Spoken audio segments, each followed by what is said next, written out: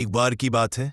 एक छोटे से गांव में रामलाल नाम के बुजुर्ग दादा अपने परिवार के साथ रहते थे। उम्र के साथ अब उनके हाथ कांपते थे, आंखें भी ठीक से नहीं देख पाती थीं।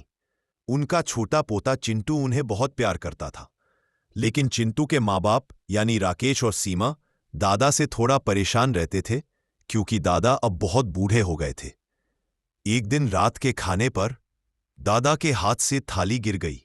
सारा खाना जमीन पर बिखर गया। सीमा गुस्से में बोली, देखो ना राकेश, रोज यही होता है, अब तो इनसे खाया भी नहीं जाता। राकेश बोला, हाँ मां, अब से पिताजी को अलग बैठा दो। उस दिन से दादा को घर के कोने में एक छोटी सी मेज पर अकेले खाना दिया जाने लगा। चिंटू ये सब देखता रहा।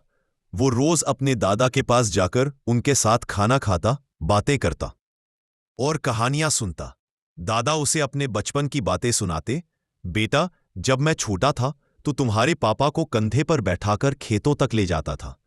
चिंटू हंसता और कहता, अब मैं आपको उठाऊंगा दादा। एक दिन चिंटू लकड़ी के टुकड़े लेकर कुछ बनाने लगा। उसके पापा ने पूछा, क्या बना रहे हो बेटा? चिंटू बोला, पापा मैं एक छोटी मेज बना रहा हूं। जब आप बूढ़े हो जाओगे तो मैं आपको इस पर बैठाकर खाना खिलाऊंगा। राकेश यह सुनकर चौंक गया। उसे एहसास हुआ कि वो अपने पिता के साथ कितना गलत कर रहा है। उसकी आंखों में आंसू आ गए। रात को उसने अपने पिता के पास जाकर कहा, पिताजी माफ कीजिएगा, अब से आप हमारे साथ ही खाना खाएंगे। दादा मुस्कुराए, आंसू पोंछे और बोले, बेटा यही तो सच्चा सुख है, जब परिवार एक साथ हो। चिंटू खुशी से उछल पड़ा और तीनों ने एक साथ खाना खाया।